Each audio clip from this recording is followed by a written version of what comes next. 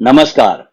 माइंडफिट channel में आपका स्वागत है। आज मैं एक ऐसे विषय पर आप लोगों से बात करने जा रहा हूं जिसे अगर आप पूरी एकाग्रता से सुने तो अगले 6 मिनट आपके जीवन को रूपांतरित करने वाले 6 मिनट साबित होंगे। वैदिक काल में बड़े बड़े ऋषि मुनि, लेखक, ज्ञानी और तपस्वी हुए जिन्होंने अनूठे ढंग से साधना की और अलग अलग विद्याओं में निपुण हुए।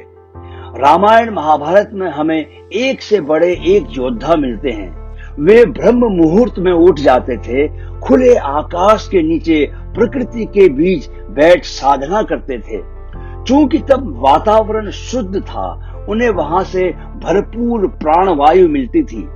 वे एक ही श्वास में प्राण तत्व से सराबोर हो जाते थे।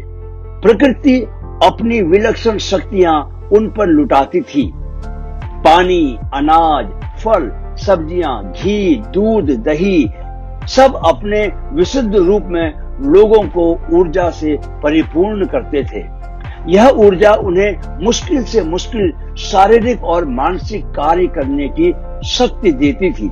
वे जितना काम करते थे उतना उसमें और दक्ष होते जाते थे। हमें अर्जुन जैसे धनुर्धर और भीम जैसे योद्धा यूं ही नहीं मिल गए। हमें योग सिखाने वाले पतंजलि जैसे महर्षि ऐसे ही नहीं मिल गए।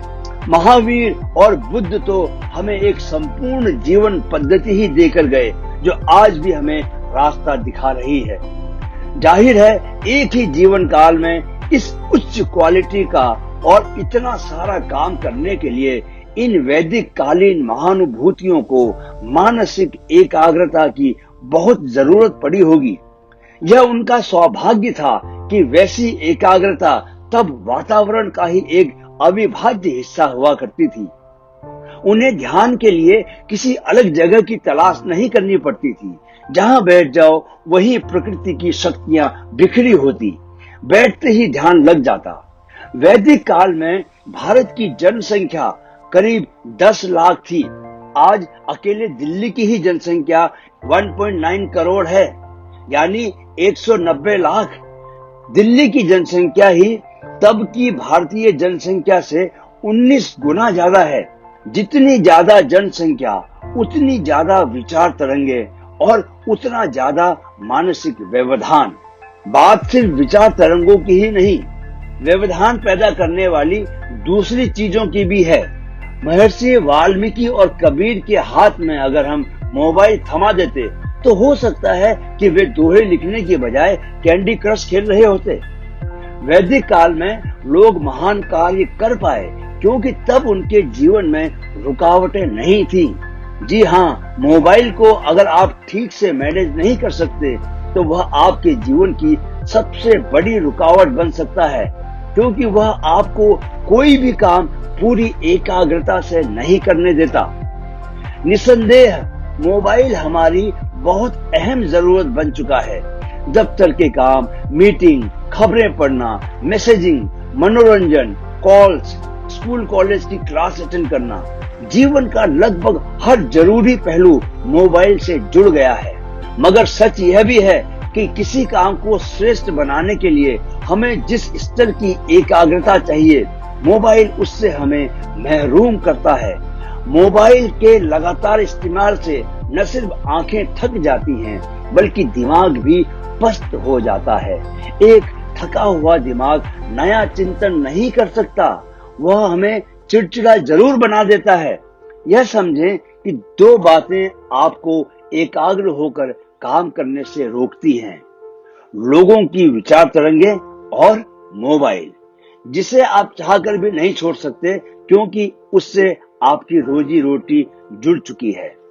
इन दोनों व्यवधानों से निजात पाने का एक बहुत कारगर उपाय है सुबह ब्रह्म मुहूर्त में उठना।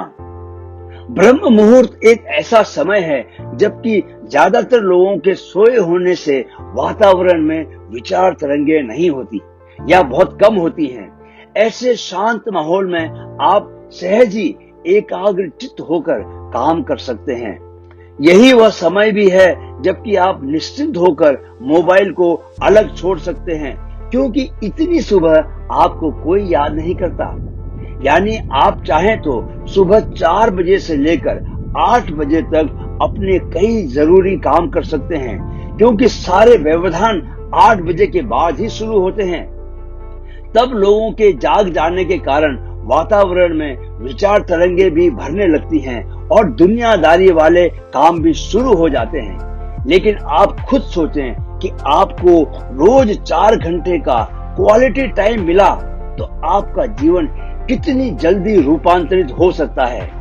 याद रखें कि ब्रह्मांड की प्रज्ञा यानी कॉस्मिक इंटेलिजेंस ही वह चीज है जो ब्रह्मांड को चला रही है। रोज ब्रह्म मुहूर्त में उठने से आप में स्वतः ही ब्रह्मांडीय प्रज्ञा कॉस्मिक इंटेलिजेंस विकसित होने लगती है। यह प्रज्ञा आपको ब्रह्मांड के होने का मकसद समझाती है। आपको दुनिया को चलाने वाली शक्तियों की गति समझ आएगी। आपके सम्मुख सृष्टि के सारे भौतिक रहस्य खुलने लगेंगे। निश्चय ही तब आप भूलवश भी डिप्रेशन का शिकार न होंगे, क्योंकि आप उम्मीद, आकांक्षाओं, जीत और सफलता जैसे इमोशंस के मालिक बन जाएंगे और जिंदगी हूबहू वैसे ही जी पाएंगे जैसे कि आप जीना चाहते हैं। ब्रह्मांड आपके लिए जिंदगी के जादुई खजाने खोल देगा।